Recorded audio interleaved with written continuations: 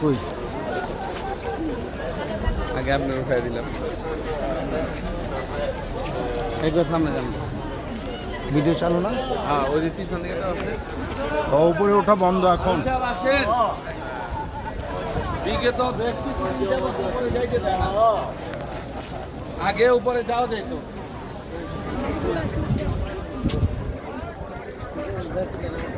না এখন আর মানে উপরে উঠতে দেয় না। পূর্বে উপরে যাওয়া যেত, আর আল্লাহ রাসূল সাল্লাল্লাহু আলাইহি সাল্লাম কখনো এই পাহাড়ে উঠেন না। যেখানে আল্লাহ রাসূল সাল্লাল্লাহু আলাইহি সাল্লাম উঠেন নাই, যেখানে আমাদের জন্য জরুরত নাই। ভাষণ দিচ্ছেন আল্লাহ রাসূল সাল্লাল্লাহু আলাইহি সাল্লাম। ওই যে জায়গাটা, এইখানে একটা সাইনবোর্ড ছিল, কিন্তু এই সাইনবোর্ডগুলো কেন সরকার নিয়ে দিচ্ছে কিছু সংখ্যক আমরা বুঝি না। ওইখানে এসে এরকম বেদাত ছেড়ে শুরু করে দিচ্ছে, যার ফলে এই জায়গাগুলো মিটা দেওয়া হয়েছে। এই যে জায়গাটা, ওই একটা গাড়ি দেখা যায়, ওইখানে ছিল আপনার ইতিপূর্বে সাইনবোর্ড দেওয়া ছিল আল্লাহ সাল্লাল্লাহু আলাইহি সাল্লাম। এইখানে একটা ছোট পাহাড় ছিল, ছোট একটা জায়গা ছিল, এইখানে দাঁড়ায় বিজয় ভাষণ দিচ্ছে। হযরত যে বয়ান করলেন যে এই ভাষণ ছিল সর্বযুগের সর্বশ্রেষ্ঠ ভাষণ। এই ভাষণ কেউ আর দিতেও পারবে না, এই ভাষণ দেওয়ার মতো উপযুক্ত লোক আর কেউ হবে না। আল্লাহ তাআলা রাখেনি নাই যে সর্বযুগের সর্বশ্রেষ্ঠকে আল্লাহ রাসূল সাল্লাল্লাহু আলাইহি ওয়াসাল্লাম বলেছে তুই জাহানের বাদশা। কেন বলছেন? যে আল্লাহ তাআলা ওই অবস্থান দিয়ে তৈরি করছেন। কিন্তু আজকে দেখেন, আমরা সহজে দেখলাম, আসলাম, জামালের রহমত পাহাড়ে আসছি, কিন্তু এইখান থেকে কি নিয়ে যেতে হবে? এইখান থেকে আমাদের তওবার সবক নিয়ে যেতে হবে, যে আমাদের কিভাবে তওবা করতে হবে। বলেছে বাবা আদম আলাইহিস সালাম এবং মা হাওয়া আলাইহিস সালাম এরকম দুইজন দুই জায়গা থেকে এইখানে এসে মিলিত হয়েছেন। কিভাবে ক্ষমা চাইছেন? যে আয় আল্লাহ, আপনার নামের পাশে যে নামটি লিখে রাখছেন, যে ওই নামের উসিলায় কি করেন, আমাকে মাফ করে দেন। তো দেখেন, ওই নবীর উম্মত আল্লাহ তাআলা আপনাকে আমাকে এরকম বিনাতার ভক্ত বানাইছেন, তাই না? তো আমাদের জন্য কত খুশখবরি না? আজকে যদি আমরা এই খুশ নসিবটাকে নষ্ট করে ফেলি, এতে কাদের দোষ? এই জন্য আমাদের খেয়াল রাখতে হইব, সর্ব অবস্থায় এরকম আল্লাহর হুকুম, নবীর সুন্নতের পাবন্দি থাকতে হইব।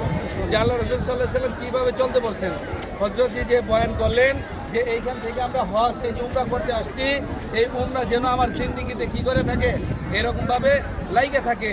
আমার জিন্দিগিটাকে এই উমরা হজের সাথে লাগায় রাখবো, যাতে আমি দেশে যাই এইভাবে এই নিয়মে চলতে পারি। আজকে আমাদের মধ্যে পর্দা উঠে গেছে, আমরা পর্দাকে ফ্যাশন মনে করি এবং ফ্যাশনে পর্দা করি। এই পর্দা করলে জবাব দিতে পারবো না।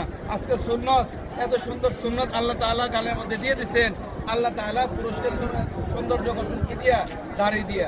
এখন আমরা এই দাড়িকে মডেল আকারে ব্যবহার করি। বলেছে যার ফলে কোথাও কি নাই, শান্তি নাই। আল্লাহর বান্দা নামাজে দাঁড়াইলে কখনো কবিরা গুনাহ করে না। ঘুমায় থাকলে কবিরা গুনাহ হয় না। যদি কোনো ব্যক্তি এরকম দাড়ি চাষলো, সে জন্য তার জন্য সর্ব অবস্থায় কবিরা লেখা হয়। তাহলে আমরা নিজেরাও চেষ্টা করব, নিজের আহাল যারা আছে তাদেরকে চেষ্টা করবো যেন কখনো কেউ দাড়িতে খোর না লাগায়। তো এইখানে বেশি সময় লেট করলে হযরত কি বলছি, আমরা নামাজ পড়বো কোথায়? খানায় কাবায় যে নামাজ পড়বো, 1 রাকাত নামাজে 1 লক্ষ রাকাতের সওয়াব।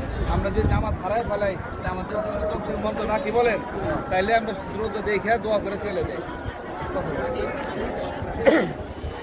সম্মানিত হাজী সাহেবগণ, আমরা সেই ময়দানে অবস্থান করছি। এই ময়দানকে আরাফাত ময়দান বলা হয়। এখানে আমার আদি পিতা আদম আলাইহিস সালাতু ওয়াস সালাম এবং হাওয়া আলাইহিস সালাম সমস্ত নবী রাসূল এখানে এসেছেন। সমস্ত নবী রাসূল হজ করে এই জায়গায় একই কথা, দুইজন তো কর কোনো মানে হয় না। আপনার আদি পিতা মাতা আসছে, আমরা পিতা মাতা, আমার বাড়ি, নানার বাড়ি আর দাদার বাড়ি।